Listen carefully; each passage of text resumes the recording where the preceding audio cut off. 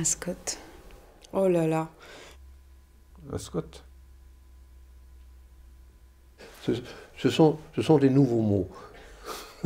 D'abord, le Scott de l'Audet, il va de Briec à Fouesnant, en passant par Quimper. Donc il a une orientation nord-sud.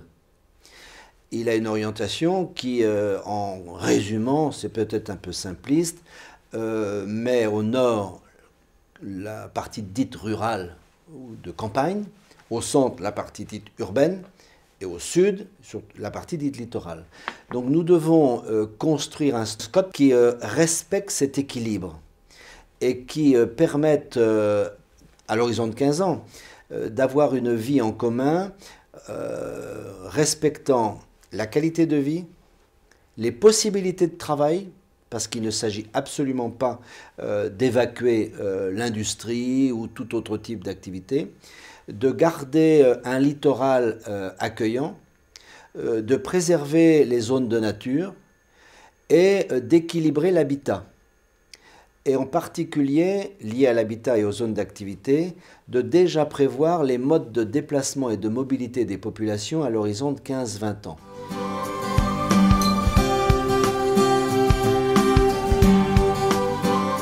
À la Pointe de Bretagne, on a une tradition d'un secteur industriel productif intéressant.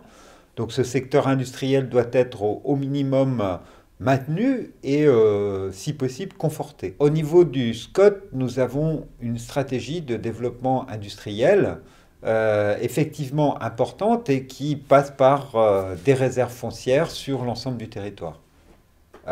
D'autres activités économiques comme les industries primaires que sont en particulier l'agriculture sur notre territoire, mais aussi le tourisme. Il ne faut pas oublier que dans le Finistère, le tourisme représente autant de chiffres d'affaires que l'agriculture, par exemple.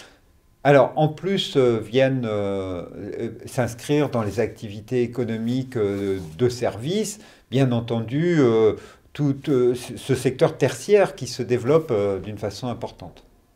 On a heureusement la chance d'avoir des chefs d'entreprise qui sont très attachés à leur territoire et ces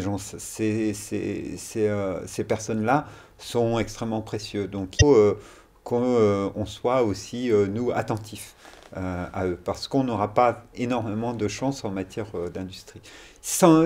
Les emplois de service tout seuls ne suffisent pas à faire la vitalité des territoires. Il faut aussi qu'on arrive à conserver un peu d'industrie. Donc il est important que l'activité agricole soit maintenue donc, sur le territoire. Bon, d'une part parce que c'est souvent donc, la seule activité économique dans beaucoup de petites communes. Et donc c'est une activité qui contribue à maintenir donc, des paysages de qualité. C'est une activité donc, qui contribue donc, à la vie des communes. Donc, elle est génératrice d'emplois, déjà donc, au niveau des exploitations agricoles, et ensuite donc, les emplois donc, induits par la suite dans l'industrie agroalimentaire.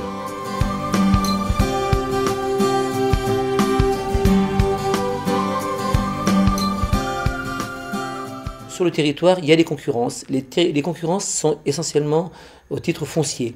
Aujourd'hui, héberger les populations, ça nécessite d'occuper des terrains. Mais en même temps, il faut pouvoir conserver des terrains pour de l'activité économique. Il faut que ces terrains ne soient pas forcément à proximité l'un de l'autre. Il faut conserver des terrains pour, bien évidemment, l'agriculture, qui produit donc l'essentiel de ce que nous consommons en termes de nourriture.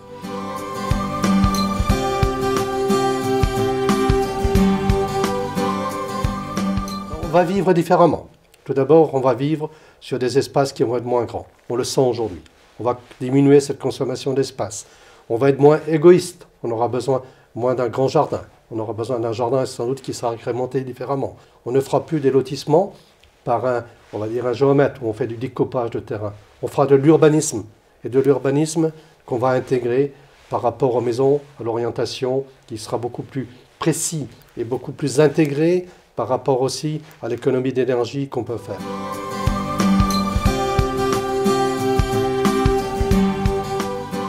Je ne connais plus grand monde à Fouesnant, alors que dans le temps, quand j'étais jeune, je connaissais tout le monde. Je pense que le bourg a une importance dans la vie de tous les jours, parce que si vous allez dans le bourg, que vous trouvez Claire Paul Jacques, bon, ça permet aussi d'aller boire un coup, par exemple. même ne serait-ce qu'un café. Et vous pouvez discuter de choses et d'autres. Mais si vous n'avez pas le commerce, donc vous n'allez pas automatiquement dans le bourg, vous allez à l'extérieur. C'est un peu dommage, on perd un peu notre vie communale, quoi, si vous voulez. La mixité des populations, je crois aussi que c'est l'enjeu pour que les gens vivent bien. Mixité des statuts sociaux, mais aussi mixité générationnelle. C'est-à-dire qu'il ne faut pas un quartier de jeunes, un quartier de vieux ou un quartier de moyens. Il faut que dans les quartiers, on retrouve les différentes parties de la population.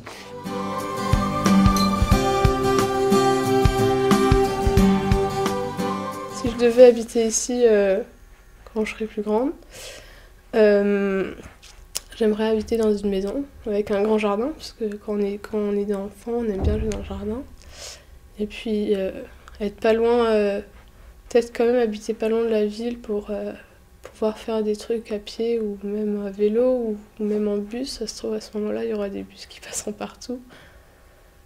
On est en plein dans ce qu'on appelle l'usage de l'espace. On n'est plus dans l'aménagement, c'est aménagement à usage, mais on est dans l'usage. C'est de rapprocher les gens des services. Quand on dit des services, c'est pas seulement le commerce, c'est pas seulement le boulanger, c'est pas seulement donc les journaux, c'est également tout le service à la santé, le service aux soins. C'est ce service au quotidien donc qu'on a besoin aujourd'hui. C'est aussi cette humanité qu'on doit retrouver quand une personne est seule, c'est qu'elle puisse rencontrer quelqu'un sans être obligé d'aller dans un commerce, en allant se balader dans un quartier. C'est ça aussi qu'on doit construire demain. L'urbanisation va se développer à proximité des centres urbains pour plein de raisons. D'abord parce que c'est là qu'on gère mieux l'espace, qu'on diminue les tailles des parcelles, mais en les rendant acceptables, parce qu'à côté on a des espaces verts, et puis surtout à côté on a des services publics, que ce soit les transports, que ce soit tout ce qui est service à destination de l'enfance, on a les services publics qui permettront aux gens de vivre en harmonie et de vivre avec plaisir donc, dans cette zone dite urbanisée.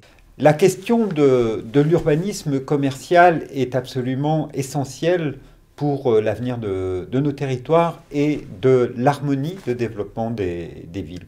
L'ensemble des services qui sont apportés à une population, c'est les services publics plus les services privés. Et dans les services privés en particulier, il y a les commerces. Et maintenir des commerces de centre-ville, c'est pas facile, c'est une politique de long terme essentielle au développement harmonieux de nos bourgs. On a connu une explosion du nombre de mètres carrés des grandes surfaces en périphérie des villes qui est complètement déraisonnable. Mes enfants n'utilisent pas les transports en commun parce qu'on n'est pas dans le bourg et que les passages de bus sont pas fréquents et pas pratiques. Enfin, il n'y a pas d'arrêt près de la maison et du coup, c'est plus simple en fait et plus rapide. Et moi, je pense qu'ils dorment un petit peu plus aussi le matin si c'est moi qui les dépose parce qu'on part juste à l'heure. Je comprends que ce soit difficile dans des endroits comme ici où les espaces sont quand même assez étendus, les villages pas tout proches des autres. D'avoir des transports en commun, là, moi, je me dis que c'est un peu utopiste de se dire qu'il faudrait du transport en commun partout.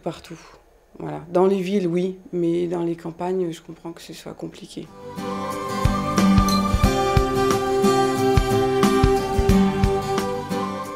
La nature ici est tellement luxuriante. Moi, c'est ça qui me séduit ici, c'est que tout est beau. Pour moi, c'est ça la qualité de vie, c'est de pouvoir profiter d'excellents bons moments sans d'avoir d'énervement dans les embouteillages avant, après, et sans que ça prenne beaucoup de temps. Donc des petits moments très agréables, on peut en avoir très souvent. Cette trame verte et bleue doit être ouverte ou devrait être ouverte donc à l'activité humaine, donc tout ce qui est sentiers de randonnée, les promenades, la pêche. Ces vallons et ces fonds de vallée qui sont souvent donc encaissés ont été rendus depuis déjà quelques décennies à la nature. C'est des endroits, ce sont des endroits qui sont souvent difficiles d'accès, qui sont difficiles aussi à cultiver. Il convient de maintenir donc cette trame verte et bleue et de la conforter. Son rôle est certainement de maintenir une bonne qualité des eaux de ruissellement.